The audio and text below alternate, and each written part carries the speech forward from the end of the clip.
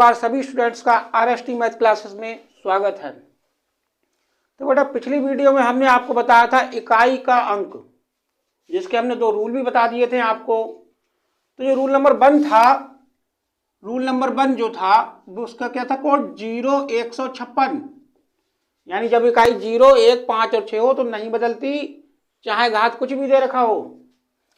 और जो दूसरा रूल था वो था 3, 7 के लिए।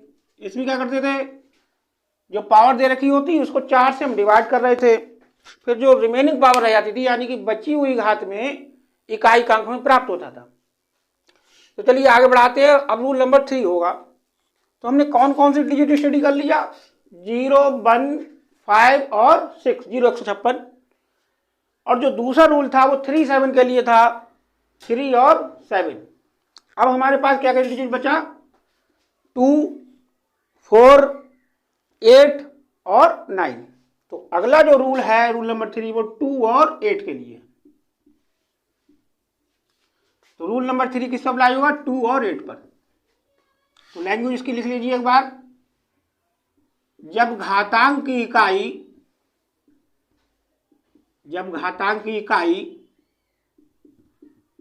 2 या 8 हो, जब घातांक की इकाई 2 या 8 हो, तो वही काम करना है जो हम 3, 7 में कर रहे थे। It means same as 3, 7 rule. जो 3, 7 का रूल था, पूरा प्रोसीजर वही है। हमें घात को 4 से डिवाइड करेंगे और बची हुई घात ले ली जाएगी, बट मल्टीप्लाइड बाई 6। इतना करने के बाद 6 से गुणा कर देना है। तो वही रूल है बेटा, थोड़ा सा बस एक्स्ट्रा क्या है, बस 6 से आपको मल्टीप्लाई करना है। चलिए अब इसका क्वेश्चन ही ले लेते हैं। मान लो दे रखा है 582 की पावर 3, 4, 7। ठीक है, तो बेटा 2, 8 का नियम है, तो यहाँ इकाई 2 है, तो इसको कैसे सॉल्व करेंगे। जो 3, 7 का रूल था उसी के अकॉर्डिंग सॉल्व होगा।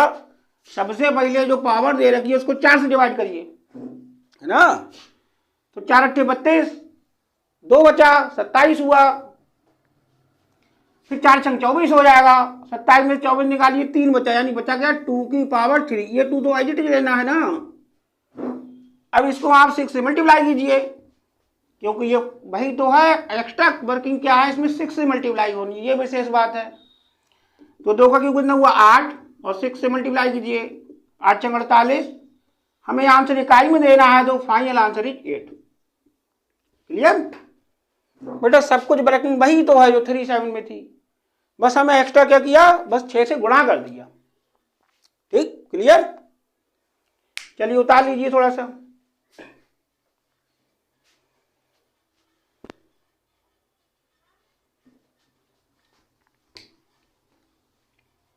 अब 8 के लिए ले रहे हैं। मान लो आपको दे रखा है 348 की पावर दे रखी है 965, है ना, बस इकाई निकालनी है। तो ये रूल है 2 और 8 के लिए, यानी 8 पर भी यही रूल लागू हो जाएगा। तो जो पावर दे रखी है उसको 4 से डिवाइड कीजिए, तो 4 दूना 8, 1 बचा, 4 चौक 16, और 4 एकम 4, 1 ही तो बचा रिमाइंडर। तो 8 की पावर 1। बस वही बात ध्यान रखना है, 6 से गुणा करना मत भूलिए, वरना गड़बड़ हो जाएगा सवाल। तो 6 8 48, और इकाई फिर से वही आई 8। आंसर हो गए। क्लियर। अब इसका एक कंबाइंड क्वेश्चन करे ले रहे हैं, कभी कभार कंबाइंड क्वेश्चन दे देता है रूल का। मान लो 342 की पावर दे रखा है 506 प्लस 258 की पावर दे रखा है 927। ठीक, तो ये रूल 2 और 8 पर ही तो है। तो यहाँ इकाई 2 है, यहाँ 8 है। अब फटाफट सॉल्व कीजिए, बताए हैं। तो 2 की रिमेनिंग पावर क्या बचेगी, जब आप 4 से डिवाइड करोगे तो क्या बचेगा, देखिए जरा, 4 एकम 4, 10 हो जाएगा, 4 दूना 8, 2 बचा, 26 हुआ, 4 6 24, 2 बचा, यानी रिमेनिंग पावर क्या बची, 2। 6 से गुणा करना मत भूलिए, प्लस यहां भी वही करना है। 8 की पावर क्या बचेगी शेष, 4 दूना 8, 4 3 12, 3 बचेगी पावर, है नहीं। यहां भी बस 6 से गुणा करनी है हमारे लिए।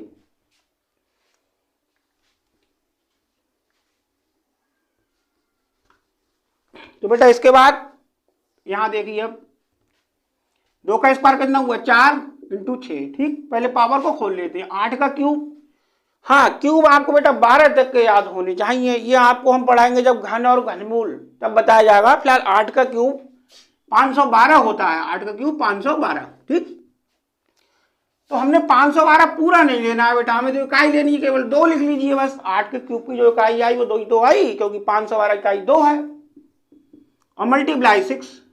ठीक, मल्टीप्लाई करिए, 4 छंग 24, 24 के 4 लीजिए केवल, 2 छंग 12, 12 के 2 लीजिए, बस इनको जोड़ लीजिए, 4 और 2 6। तो फाइनल आंसर कितना इजी है, वही तो था 37 का रूल।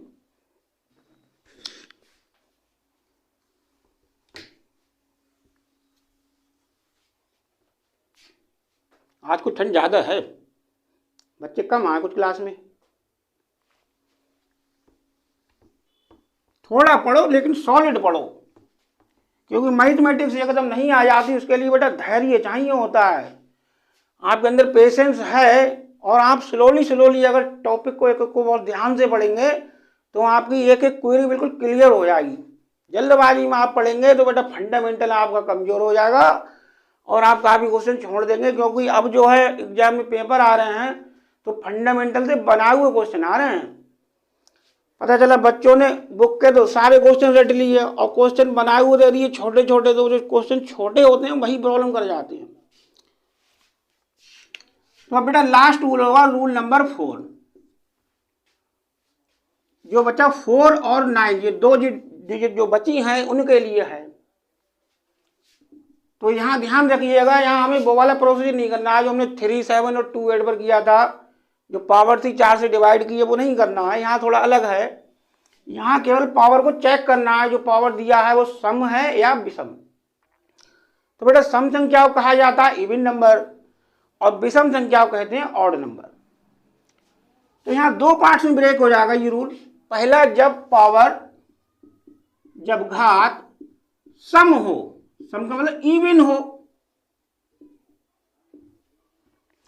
तो बेटा जब पावर सम होगी तो 4 वाली जो इकाई है वो 6 में कन्वर्ट हो जाएगी और जो 9 वाली इकाई है वो 1 में कन्वर्ट हो जाएगी।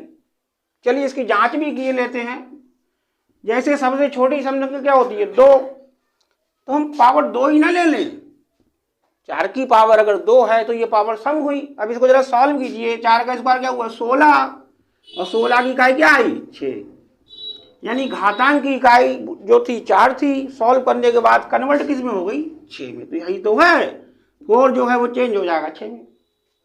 ऐसे ही 9 के स्क्वायर की बात की जाए तो 81, तो इकाई हुई 1, तो 9 वाली इकाई किस में चेंज हो गई 1 में।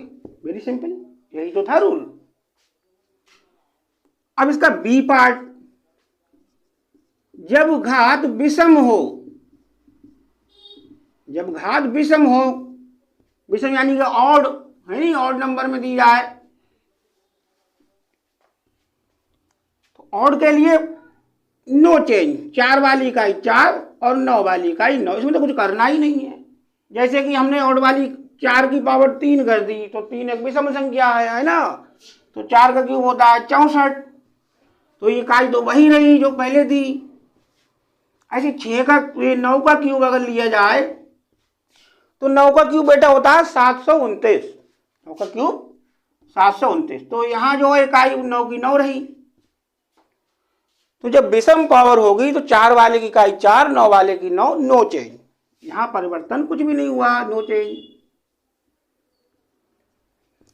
तो बस ये 2 नियम हैं, इसको 2 पार्ट में ब्रेक हो गया। जब घात सम होगी तो 4 वाली इकाई 6 में जाएगी, 9 वाली इकाई 1 में जाएगी। ये घात विषम हुई तो कोई परिवर्तन नहीं हुआ, 4 वाली इकाई 4 रही, 9 की 9 रही। चलिए इसका सवाल, तो बुक का ही सवाल किए हैं जो कि 2 बार आ चुका है बेटा पेपर में। क्वेश्चन 264 की पावर दे रखा है 102 मान लीजिए, प्लस 264 की पावर अपनी 1 बढ़ा दिया 103 कर दिया, है ना।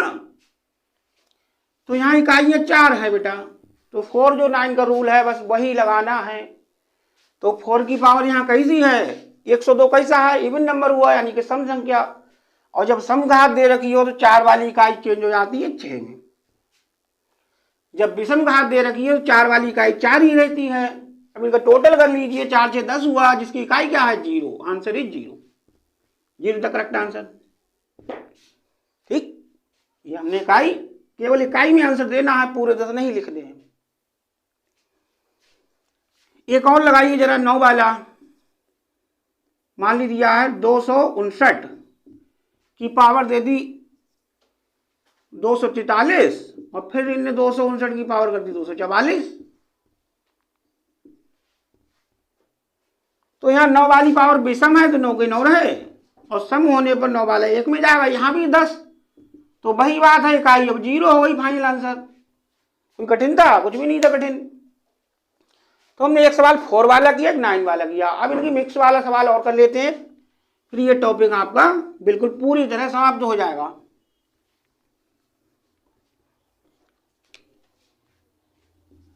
मान लो दे रखा है 234 की पावर 968 प्लस 389, इसकी पावर आप उन्होंने दे रखा है 942। ठीक, तो ये देखिए 4 और 9 का रूल है। चेंज कब होती है इकाइयां? जब पावर विषम दे रखी हो। बट यहाँ 968 भी सम है पावर और 942 भी सम है। तो सम में क्या होता है? 4 वाली 6 में चेंज हो जाती है, 9 वाली 1 में, तो 6 और 1 7, यानी फाइनल आंसर 7। क्लियर? तो बेटा आपके 4 ही तो रूल पड़े, अब आप उनको रिवीजन कीजिए, क्योंकि संख्या पद्धति में रूल बहुत हैं।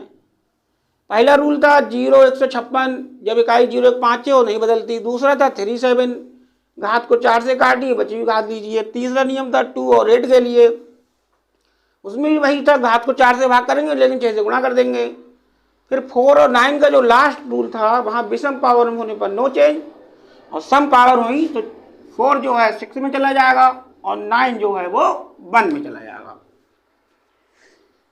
तो चलिए बेटा, एक बहुत ही इंपॉर्टेंट क्वेश्चन है। पता चले आपने बुक के तो सारे सवाल लगा लिया, उनने बिल्कुल बेसिक फंडामेंटल क्वेश्चन पूछ लिया, तो वहां आपको अगर पता नहीं है तो हिलक जाओगे। क्वेश्चन क्या है बेटा?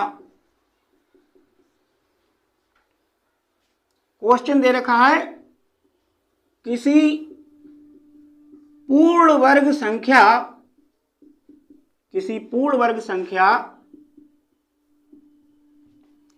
की इकाई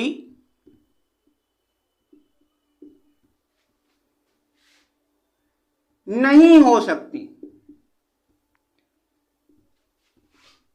किसी पूर्ण वर्ग संख्या की इकाई नहीं हो सकती। अब आपके लिए वो ऑप्शन लिख दिए जाएंगे। मान लो एक ऑप्शन दिया है 4, बी ऑप्शन दे रखा है 5 और सी ऑप्शन दे रखा है 9 और डी ऑप्शन दिया हुआ है 1। ठीक, तो बेटा आप कहोगे अरे इसमें तो हमें कोई संख्या ही नहीं दे रखी है, कैसे निकालें इकाई, है ना? तो ये रिजल्ट है, आपको याद रखना है। तो रिजल्ट क्या है बस उसको जानिए, रिजल्ट बेस्ड क्वेश्चन है। रिजल्ट है जो पूर्ण संख्या की इकाई 4 प्रकार के अंक नहीं हो सकते। पूर्ण वर्ग संख्या की इकाइयां नहीं होती। तो क्या क्या नहीं होती, बस ये आपको ध्यान रखना है। तो बेटा कोड याद कर लीजिए, सीधा था 2378 का। ये जो 4 अंक आए 2, 3, 7 और 8, ये बेटा किसी भी पूर्ण वर्ग संख्या की इकाई कभी भी नहीं होंगे, है ना? तो आपका इनमें से कौन सा अंक दिया है ऑप्शन में, यही तो पूछ रहा है। नहीं हो सकती, ना होने वाले 4 ही अंक ही तो हैं, 2, 3, 7 और 8। तो इसमें तो बेटा कोई ऑप्शन है ही नहीं। तो आपके लिए एक ऑप्शन जरूर दिया जाएगा जो कि इससे मैच करता हो। सपोज हमने एक ऑप्शन और बढ़ा लिया, मान लो हमने 3 दे दिया, है ना? तो ये 4 अंक तो हो रहे हैं इकाई 4 हो जाएगा। जैसे 2 का स्क्वायर करोगे 4 आ जाएगा। 5 का स्क्वायर 25 करेंगे तो इकाई 5 भी हो जाएगी। 9, 3 वाली संख्या का आप स्क्वायर करोगे, जैसे 13 का स्क्वायर 169 तो 9 आ जाएगा। एक इकाई की अंक अगर एक पहले से ही, एक का स्क्वायर एक तो एक भी हो जाएगा। तो यहाँ बेटा 3 ही, वैसे भी हमने चेक कर लिया और रूल पता है तो डायरेक्ट आंसर, यानी 3 जो है ऐसा अंक है। ये जो ऑप्शन दे रखे हैं इनके अकॉर्डिंग केवल 3 वाला आंसर लगाओगे। वैसे तो अभी 2, 3, 7, 8 ये जो 4 अंक हैं ये इकाई नहीं हो सकती, ठीक है। तो ये रिमेंबर पॉइंट था आपका। तो चलिए बेटा एक दो क्वेश्चन आपको जो बच्चे पहले से पढ़ रखे हैं पूरा सिलेबस, उनके लिए भी कुछ मिलना चाहिए ना। तो जरा एक दो स्टैंडर्ड क्वेश्चन करा दे रहे हैं जो कि आगे के अध्याय पर भी आधारित है। ऐसा नहीं है, आपको पढ़ाया जाएगा सब कुछ डिटेल में, फिर भी ट्राई कीजिए। मान लो क्वेश्चन दे रखा है,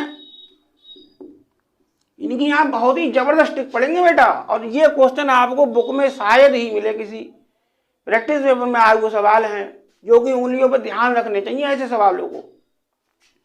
मान लो आपको दिया गया है, यदि चक्रवृद्धि ब्याज की अर्धवार्षिक दर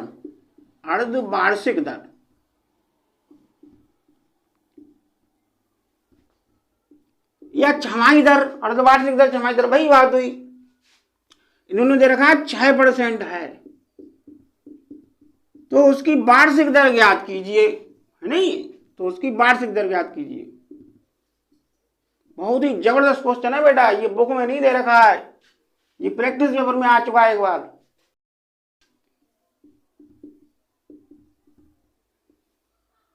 चलिए हम ऑप्शन भी बता दे रहे हैं। पहला ऑप्शन दे रखा है 12%, बी ऑप्शन दे रखा है 24%, सी ऑप्शन मान लो इसका स्क्वायर करके दे दी 36%, है ना। डी ऑप्शन दे रखा है, एक आध पॉइंट में भी लिख सकता है जैसे कि 6.09%, है ना। तो बताइए बेटा, पहले आप लोग बताइए, बड़ा फुद्दू सा सवाल है वैसे तो। कितना? 12%? अरे सब 12 ही बता रहे हैं बेटा, 12% है ही नहीं इसका आंसर।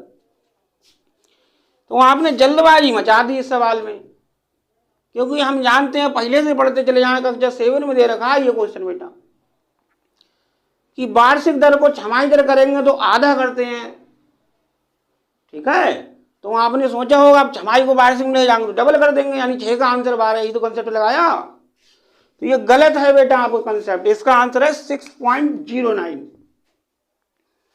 अब इसकी बेटा बहुत ही जबरदस्त ट्रिक है निकालने की, आप ट्रिक पे ध्यान दीजिए। ट्रिक क्या है? कुछ नहीं करना आपको, ये जो छमाही दर दे रखी है 6, इसको एज इट इज लिखिए, पॉइंट लगाइए, फिर इसके आधे का वर्ग कर दीजिए। 6 का आधा कितना हुआ?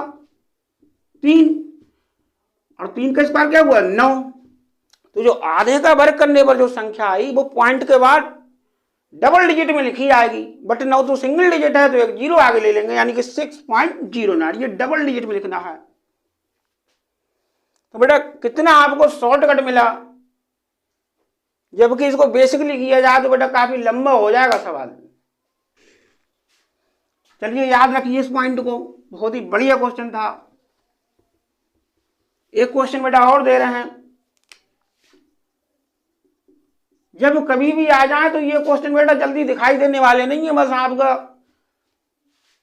बुक में जो चीज नहीं है और बहुत ही छोटा क्वेश्चन है तो समझ लो वो इंपॉर्टेंट है, क्योंकि एग्जामिनर वही क्वेश्चन पूछता है जहां से बच्चे वीक होता है। चलिए क्वेश्चन और ले रहे हैं, ये मैं ज्योमेट्री का दे रहा हूं बेटा क्वेश्चन। हालांकि सबने पाइथागोरस तो पढ़ा हुआ होगा, समकोण त्रिभुज पढ़ा होगा, वही उसी से रिलेटेड है। यदि किसी समकोण त्रिभुज की, यदि किसी समकोण त्रिभुज की सबसे बड़ी भुजा, सबसे बड़ी भुजा, बेटा समकोण त्रिभुज की सबसे बड़ी भुजा कर्णी तो हुई, ये बात आप फटाफट समझ लेंगे। सबसे बड़ी भुजा 37 सेंटीमीटर है, तो उसका क्षेत्रफल बताइए।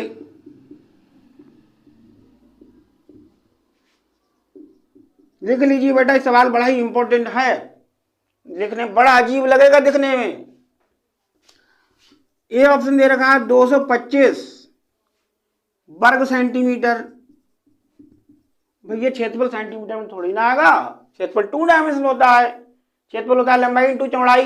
मान लो आज का क्षेत्रफल ले लीजिए, सेंटीमीटर की 2 बार गुणा होगी तो क्या हो जाएगा, वर्ग सेंटीमीटर। यानी सारे ऑप्शन वर्ग सेंटीमीटर में होंगे। बी ऑप्शन 245 वर्ग सेंटीमीटर। अब सी ऑप्शन दे रखा है 210 वर्ग सेंटीमीटर। अब मान लो डी ऑप्शन दे रखा है इनमें से कोई नहीं। ठीक, चलिए बताइए फटाफट। हाँ भाई आशीष कितना आएगा? ये तो बहुत ही सरल सवाल है, पाइथागोरस तो आती है तुम्हारे लिए। अच्छा कुछ कमी है सवाल में? चलो मान लिया हमने, चलो दे रखा है वो, उसमें कमी है, तो आप बताइए फिर कौन सा ऑप्शन देंगे अगर सवाल में कमी होगी? यही तो लगाएंगे इनमें से कोई नहीं। कुल मिला के आप यही इंडिकेट कर रहे हैं कि कोई नहीं वाला आंसर ठीक है। बेटा सभी लोग यही बता रहे हैं, ये भी बेटा सब गलत दे रहे हैं जवाब। चलिए अब इसको सॉल्व कराते हैं बेटा, बहुत ध्यान रखने वाली बात है, ये बहुत हाई लेवल का क्वेश्चन हो जाएगा। देखिए बेटा ये हमने एक समकोण त्रिभुज बनाया, तो ये कर्ण होता है सबसे बड़ी भुजा, और ये आधार और लंब हो गए, ये इंटरचेंज हो जाते हैं। अगर नीचे वाले एंगल से देखोगे तो ये आधार है, ये लंब है। ऊपर वाले एंगल से देखोगे तो ये आधार हो जाएगा, ये लंब हो जाएगा। यानी किसी भी न्यून, ये तो 90 का हो गया, और जो न्यून कोण के जो सामने की भुजा होती है वो लंब होती है। उसके अलावा जो बची हुई भुजा वो आधार होती है, और जो सबसे बड़ी भुजा है 90 के एंगल के सामने की वो कर्ण होती है। बेटा पाइथागोरस थ्योरम क्या होता है? Hypotenuse square equal to perpendicular square base square ही तो होता है। लेकिन ये तब अप्लाई होगा आपको दो भुजाएं पता हो, तो यही तो गेम है सवाल में। अब यहाँ दिया हुआ है केवल एक ही भुजा, वो भी सबसे बड़ी, इट मीन्स हाइपोटेनस, यानी कि कर्ण दे रखा है आपको 37 सेंटीमीटर। तो ऐसा लगेगा कि ये सवाल इनकम्प्लीट है, लेकिन सवाल बेटा अपने आप में कंप्लीट है, क्योंकि एक कंडीशन ऐसी है जिसमें अगर आपको एक भुजा दे रखी है तो आप बाकी की दोनों भुजाएं निकाल सकते हैं। तो वो क्या है? समकोण त्रिभुज की भुजाएं बेटा एक सर्वसमिका का पालन करती हैं, जिसका कर्ण हो गया m² + 1, आधार और लंब यानी कि 2m और m² - 1। ये इंटरचेंज भी हो सकते हैं। तो यहां विशेष ध्यान देने की बात है, जो कर्ण जो है वो m² + 1 हो सकता है, मतलब एक कंडीशन ऐसी है, और लंब और आधार में एक भुजा m² - 1 होगी। इसका मतलब क्या हुआ? यानी कि पूर्ण वर्ग संख्या से एक ज्यादा तो नहीं है वैल्यू। तो जो 37 है वो 36 के स्क्वायर से ही तो ज्यादा है। 36 का स्क्वायर है 6 का, तो इसको तोड़ लीजिए, यानी कि 37 में ले सकते हैं 6² + 1, क्योंकि 6 का स्क्वायर 36 और एक 37 है नहीं। तो हमने 37 को केवल वेरीफाई किया कि ये स्क्वायर से तो एक ज्यादा नहीं है, स्क्वायर से कम तो नहीं है। जो 6 के स्क्वायर से एक ज्यादा है, यानी कि m का मान कितना मिला 6, वो यहां लगाइए, तो ये हो जाएगा 6² - 1 36 यानी कि 35। यहां लगाइए, ये हो जाएगा 2 × 12 है नहीं। तो ये दोनों भुजा आ गई 12 और 35। अब क्षेत्रफल पूछा जा रहा है, तो एरिया, यानी कि एरिया क्या होता है 1/2 बेस इंटू क्या होता है बेटा, ये पता है फार्मूला नहीं क्षेत्रफल निकालने का। समकोण त्रिभुज का क्षेत्रफल 1/2 बेस इंटू हाइट। बेटा हाइट जो है और एल्टीट्यूड में थोड़ा सा अंतर होता है। वैसे तो यहां हाइट कहा जा सकता है, लेकिन किसी भी त्रिभुज का आप क्षेत्रफल निकालेंगे तो 1/2 बेस इंटू एल्टीट्यूड हुआ। हाइट तब होती है जब ये बेस पर बिल्कुल परपेंडिकुलर है, बिल्कुल खड़ी हुई लाइन, ये हाइट हो गई। और एल्टीट्यूड कब होता है बेटा? अगर ट्रायंगल हमने ऐसा कर दिया तो अब आप इसको एच कहेंगे तो गलत है, बिल्कुल वर्टिकल लाइन हाइट होती है, तो ये एल्टीट्यूड कहीं ना ज्यादा बेटर है। ये बेस हो गया, यहाँ जे बेस हो गई, ये हाइट हो गई, है नहीं। तो बेस इंटू एल्टीट्यूड कहिए, एल्टीट्यूड। तो 1/2, चलिए बेस कितना हुआ 12, एल्टीट्यूड कितना हुआ इसका 35। अब 2 से काट दिए, 2 × 12, 35 छक कीजिए, 35 दूना 70 और 70 3 कर दिए, यानी कि 210 वाला जो है आंसर करेक्ट है। It means C is the right answer. Okay, कितना बेटा गजब का कॉन्सेप्ट है। इतना ही, थैंक यू। नेक्स्ट वीडियो मिलते हैं। अब आपको बेटा मंडे टू फ्राइडे आपको सिस्टमैटिक पढ़ाया जाएगा चैप्टर, बट जो 2 दिन बचे सैटरडे और संडे, उनमें से बेटा एक दिन हम आपको मिक्स वाले चैप्टर के कुछ शॉर्ट क्वेश्चन बताया करेंगे, जो कि उन बच्चों के लिए हमारे बहुत ही लाभप्रद होंगे जो पहले से पूरा सिलेबस पढ़ रखे हैं।